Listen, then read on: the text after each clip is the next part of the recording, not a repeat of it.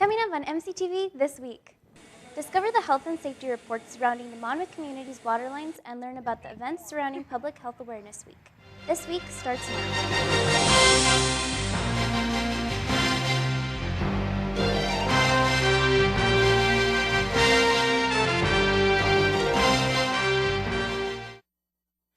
Welcome to MCTV this week. For Curtis Galloway, I'm Lily Guillen. To promote National Public Health Week, the Warren County Health Department hosted a series of free events for the Monmouth community. The goal is to drastically improve national health by providing community members with programs that educate on how to properly exercise, eat healthy, and take advantage of services offered by the Warren County Health Department. On Monday, participants gathered at the Rotary Park Fountain during the lunch hour to get in a 1 or 2 mile walk. So the next generation coming up behind us, we're hoping that we see better statistics by then. So by promoting healthy eating habits and exercise and really starting those habits off at an early age, hopefully by the time they're adults, they're a healthier generation. Tomorrow, the Health Department is hosting a story time at the Warren County Library. For more information about the services provided by the Health Department, you can call 309-734-1314. With reports of bad water conditions in Michigan, some are wondering about Monmouth's own water supply. For the past few years, Flint, Michigan has been facing a water crisis caused by corrosion of pipelines. Is Monmouth water at risk? You'd have to take a look at the quality of the water and see how corrosive it is. And then the other issue would be the age of the plumbing, either in the residence or the office or wherever you're taking that sample from. So it doesn't come per se out of the well with lead in it, but as it goes through the distribution system, the treated water, it can leach it from the pipes that it's traveling through. And so, with the age of the distribution system, there could be a potential risk there. According to the water report from 2014, Monmouth water contains 3.1 parts per million of lead, which is a harmless level. Sometimes the taste is a matter of preference, but there can be a couple of different things depending on how they have to treat the water. The wells here are really deep, so you tend to get a lot of iron and a lot of calcium, so it's really hard water. I'm sure they add chlorine to disinfect it, and that can affect the taste of the water as well. When asked about the taste, a water treatment representative stated that he had heard no complaints about the water. The Monmouth College Art Department hosted its own closing reception of the Fate Inspiration Foundation's exhibit in the Lengy Everett Gallery of Hughes Library on Saturday. Foundation's Art Theory and Education, or FATE, is a national organization that supports teachers of art foundation courses. At this regional FATE event, 47 art educators exhibited their favorite projects inspired by one of their courses. Some exhibited artists spoke about the classwork and how it related back to art theory.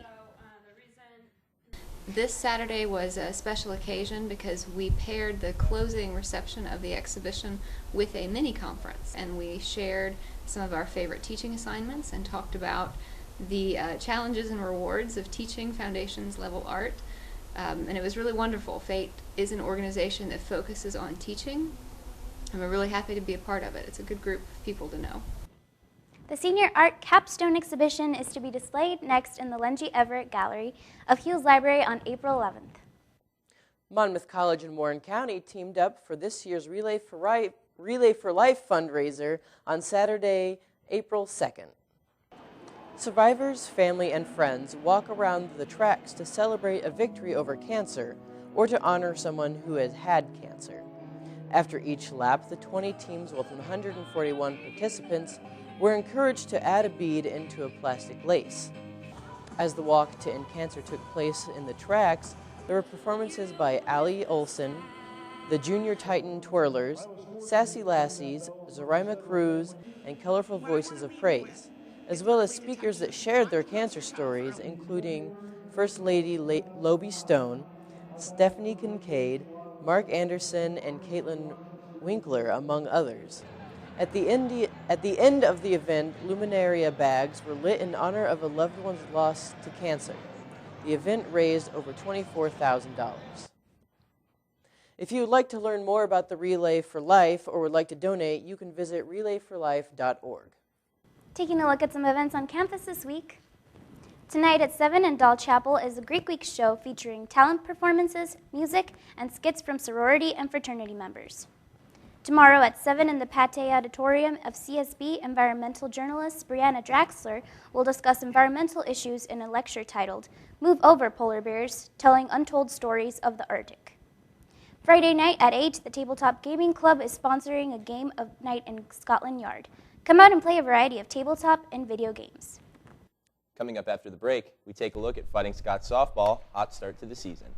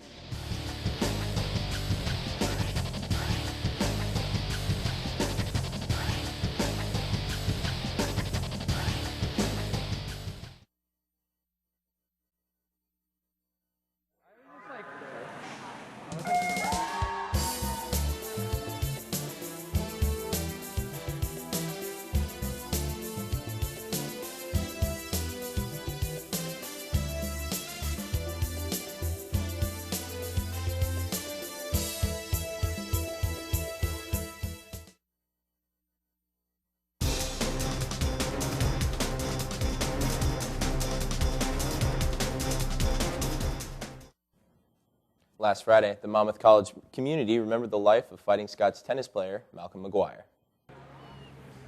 On this rainy spring day, Malcolm's favorite season, athletes, coaches, friends, and family huddled together beneath the tennis pavilion to celebrate the full life of the Fighting Scot, with his parents Michael and Cynthia McGuire visiting from Virginia. After prayer and scripture reading with Reverend Terry Ott, President Wyatt and Lobie Stone shared sentiments with the crowd and explained bringing the tradition of memorial tree planting to honor loved ones, with Malcolm being the first to be celebrated in this way. Tennis coach Brian Jordan, who recruited the spirited young player, shared memories from his season with Malcolm. Malcolm was such an integral part of our team. He was our light, not just in the things that he said, but equally as much in the way that he said them.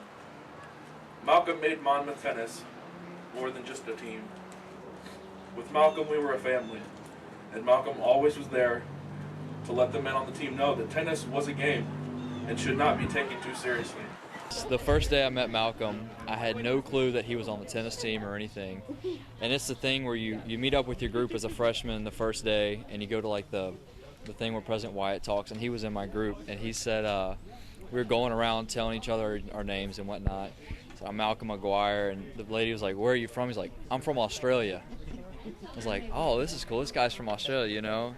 I could tell from the moment I met him, this dude's a goofball. You know what I'm saying? So, and then I meet up with the tennis team about 20 minutes later, and coach keeps saying, "Well, we're missing this guy. We got to wait for him." And then I look through the doors and I see this guy come just strolling up, you know, just doing his thing, and he comes up. He's like, "You're the guy on the tennis team from Australia." He's like, "Nah, dog, I'm not really from Australia. You know, I was just chilling. I was just goofing off with everybody." And I was like, "Wow, so now you're the guy from Australia." We would always be in the back of the van, and we would all sit in the back seat together, and we would just sing. I mean, everyone would be sleeping, and everyone would be, you know, laying back. But, you know, me and Malcolm always animated, always singing to each other, and always picking on each other. So those are some of my best memories with Malcolm. We went everywhere together. We went to, you know, breakfast, lunch, and dinner. We'd always pick on each other, and it was a really good time. He was my best friend here. So. And when it comes to Malcolm, a lot of students knew him and loved him, and you know, like I mentioned in my message, and I often tell students, someone who dies so young, it will never make any sense, and there's always a lot of questions about why, and there's no good answers to that question. And so I encourage people just to focus on what we do know, and that Malcolm lived a wonderful life, and that he knew a lot of love and great friendships and great experiences while he was here. I think it's one of the best things that, you know, the college can do and the students can do to show that we're remembering Malcolm in his honor. And it was really great to see all the sports teams coming out here and supporting Malcolm, because I know that he was very, very popular on campus, and that he meant a lot to a lot of these people, including myself. So it was very uplifting, and even though it's a somber moment, I'm happy that we could have put this on together. So I think it was great. Malcolm's 2 memorial trees were planted at the northwest entrance of the tennis courts as a constant reminder of the joy and strength he brought to the Monmouth College community. The Monmouth College softball team is off to a hot start in conference play after splitting their last doubleheader with the preseason #1 this past Saturday.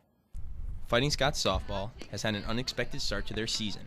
After going 5-3 in their NTC spring break games, the Scots have only dropped 1 game in their last 6, and that was to preseason #1 Lake Forest. I think so far as a team, we have been playing very well together. I know previous years there's been some struggle with team chemistry.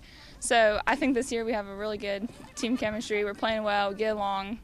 Looks like a team out there. The Scots do have a sense of team chemistry this year. 6 Scots are batting over .300, 7 have an on-base percentage over .350, and 9 have a perfect fielding percentage.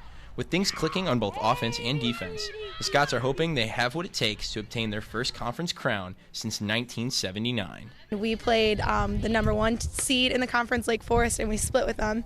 And then we swept the #2 seed, Cornell, 2 weeks ago. So I think the past 2 weeks and the start of the season, we've proved that not only are we going to be in the conference tournament, hopefully, but we can be in that conference championship and be a champion contender. With championship aspirations hanging in the balance, many of the Scots have enjoyed their excellent run of form. Sophomore third baseman Michaela Guthrie explains to us her favorite moment up to this point. So far I think my favorite moment has been hitting a grand slam off Lake Forest. We were losing in the first inning, and it was my first ever grand slam. It was a good memory. It's the first time we've beat Lake Forest in probably about 8 years. So it was very exciting, and all the girls were cheering. The Scots' next games are this Saturday when they host a doubleheader against Lawrence University. Starting times are at 1 and 3 p.m. That's it for sports. Here are the rest of the scores from this week.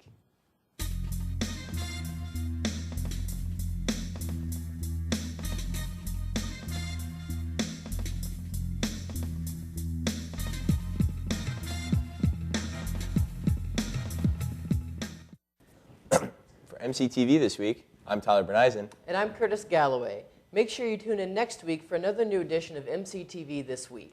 And I'm Lily Guillen, and you can also watch us on the web by going to monmouthcollege.edu/MCTV. See you next week.